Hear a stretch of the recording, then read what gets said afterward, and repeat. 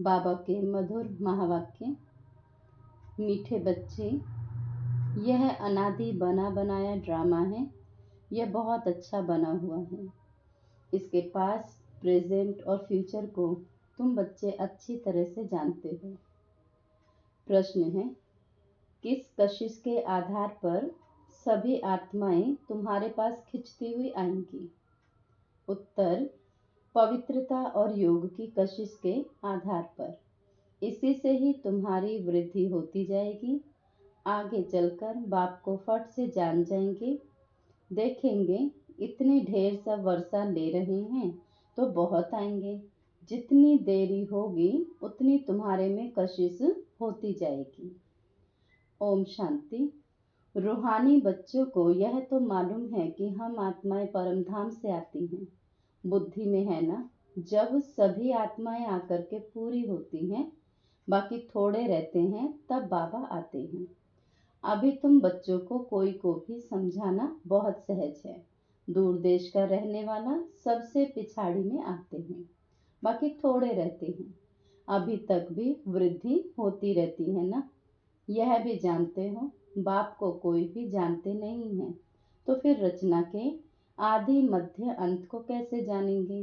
तो यह बेहद का ड्रामा है ना। तो ड्रामा के एक्टर्स को मालूम होना चाहिए, जैसे हद के एक्टर्स को भी मालूम होता है फलाने फलाने को यह पार्ट मिला हुआ है। जो चीज पास्ट हो जाती है उनका ही फिर छोटा ड्रामा बनाते हैं।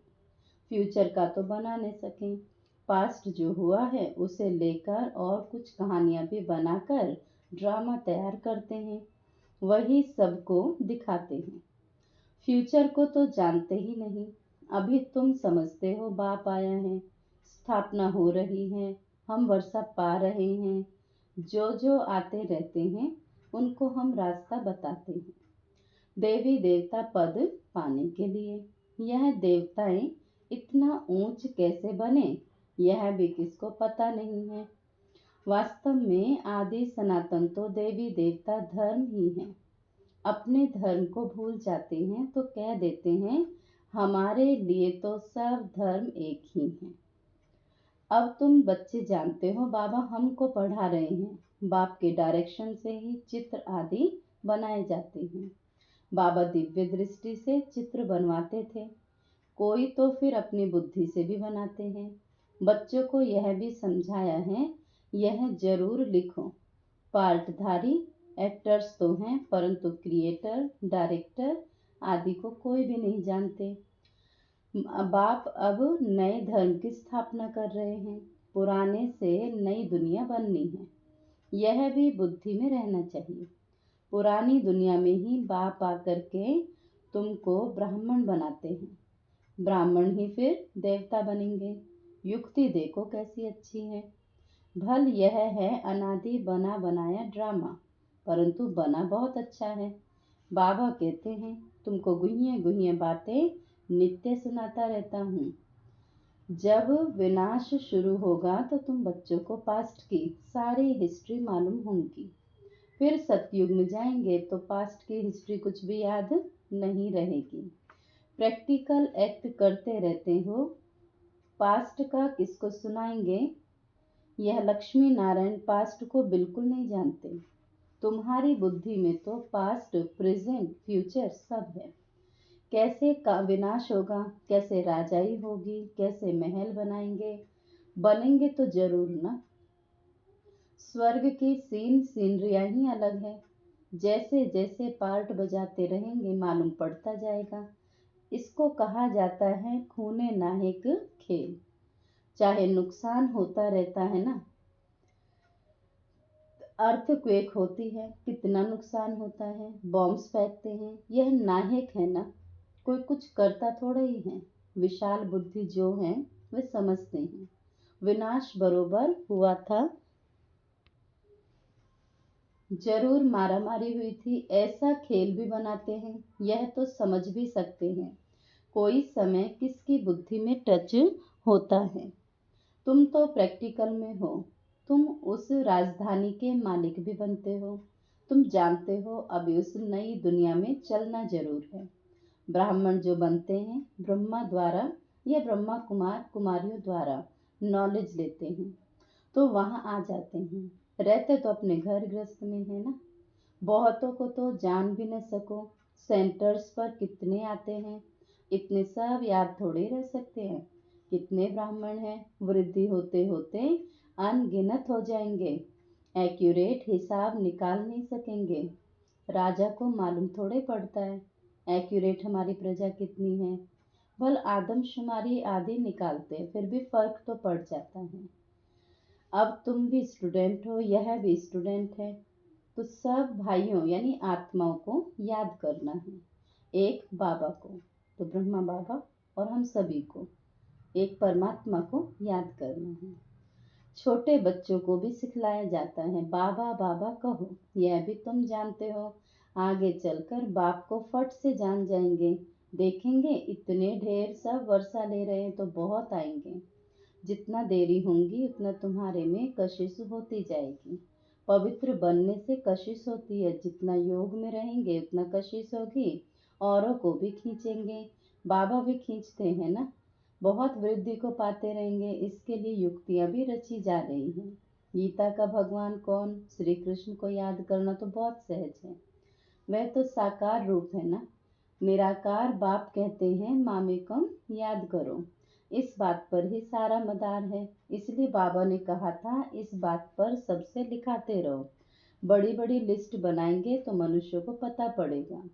तुम ब्राह्मण जब पक्के निश्चय बुद्धि होंगे, झाड़ वृद्धि को पाता रहेगा, माया के तूफान भी पिछाड़ी तक चलेंगे। विजय पाली फिर न पुरुषार्थ रहेगा और न माया रहेगी। याद में ही बहुत करके हारते हैं। जितना तुम योग में मजबूत रहेंगे उतना हारेंगे नहीं। यह राजधानी स्थापन हो रही है।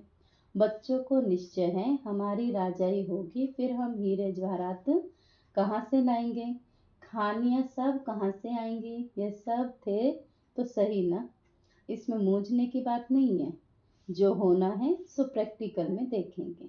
स्वर्ग बनना तो जरूर है, जो अच्छी रीति पढ़ते हैं उन्हों को निश्चय भी रहेगा, हम जाकर भविष्य में प्रिंस बनूंगा, हीरे जवाहरातों के महल होंगे। यह निश्चय भी सर्विसेबल बच्चों को ही होगा।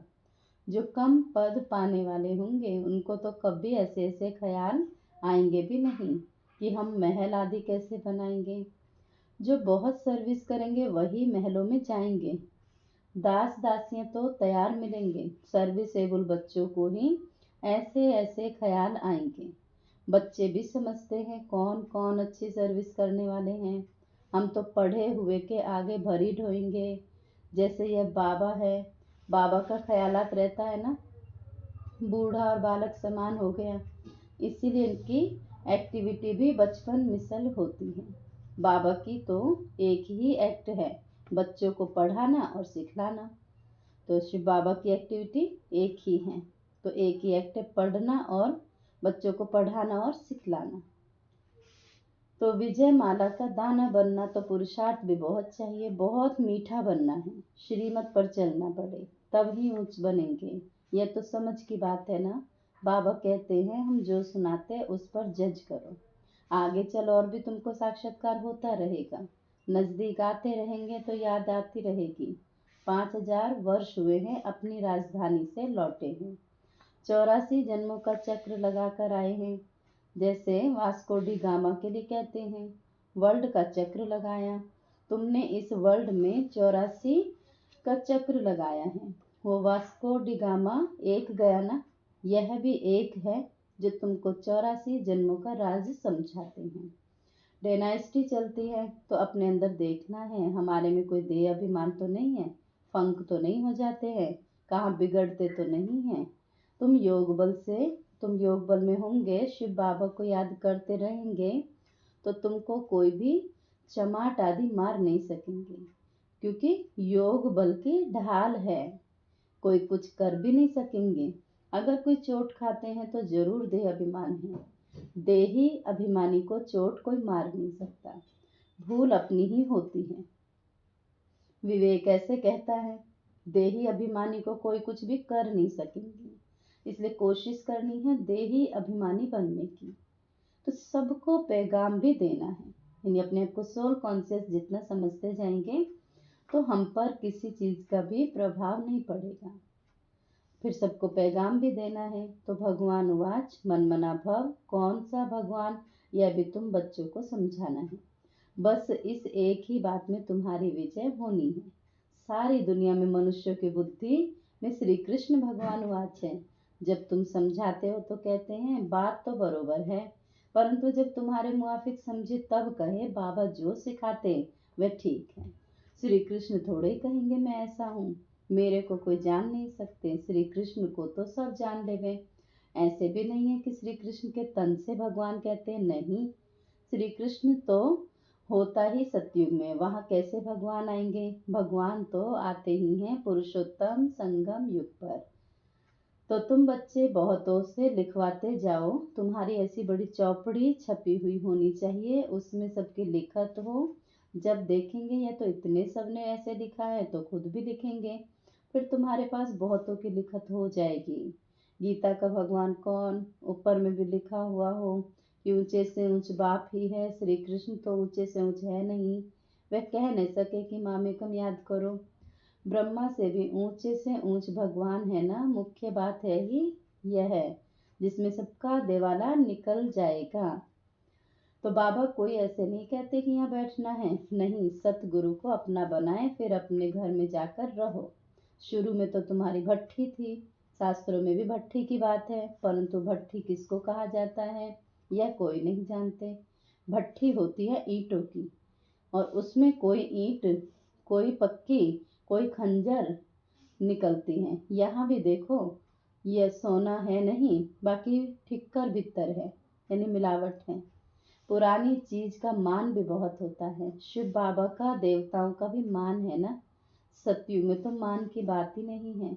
वहाँ थोड़े पुरानी चीजें बैठ ढूंढते हैं, वहाँ पेट भरा हुआ रहता है, ढूंढने की दरकार नहीं रहती, तुमको खोदना करना नहीं पड़ता। द्वापर के बाद खोदना शुरू करेंगे, मकान बनाते हैं, कुछ निकल आता है तो समझते हैं नीचे कुछ है। अब सतयुग में तुमको कोई परवाह नहीं है, वहां तो सोना ही सोना होता है, ईंटें ही सोने की होती है। कल्प पहले जो हुआ है सो नूंद है, वही साक्षात्कार होता है। आत्माओं को बुलाया जाता है, वह भी ड्रामा में नूंद है, इसमें मूंझने की कोई दरकार नहीं है। सेकंड बाय सेकंड पार्ट बजता है फिर गुम हो जाता है, यह पढ़ाई है। भक्ति मार्ग में तो अनेक चित्र हैं, तुम्हारे यह चित्र सब अर्थ सहित हैं। अर्थ बिगर कोई चित्र नहीं। जब तक तुम किसको समझाओ नहीं तब तक कोई समझ नहीं सके। समझाने वाला समझदार नॉलेजफुल एक बाबा ही है। अभी तुमको मिलती है ईश्वरीय मत, ईश्वरीय घराने के अथवा कुल के तुम हो। ईश्वर आकर घराना ही स्थापन करते हैं। अभी तुमको राजाई कुछ नहीं है, राजधानी थी अब नहीं है। देवताओं का धर्म भी जरूर है, सूर्यवंशी चंद्रवंशी राजाई है ना। गीता से ब्राह्मण कुल भी बनता है, सूर्यवंशी चंद्रवंशी कुल भी बनता है, बाकी और कोई हो न सके। तुम बच्चे सृष्टि के आदि मध्य अंत को जान गए हो। आगे तो समझते थे बड़ी प्रलय होती है, पीछे दिखाते हैं सागर में पीपल के पत्ते पर श्री कृष्ण आते हैं। पहला नंबर तो श्री कृष्ण ही आते हैं ना, बाकी सागर की बात नहीं है। अभी तुम बच्चों को समझ बड़ी अच्छी आई है।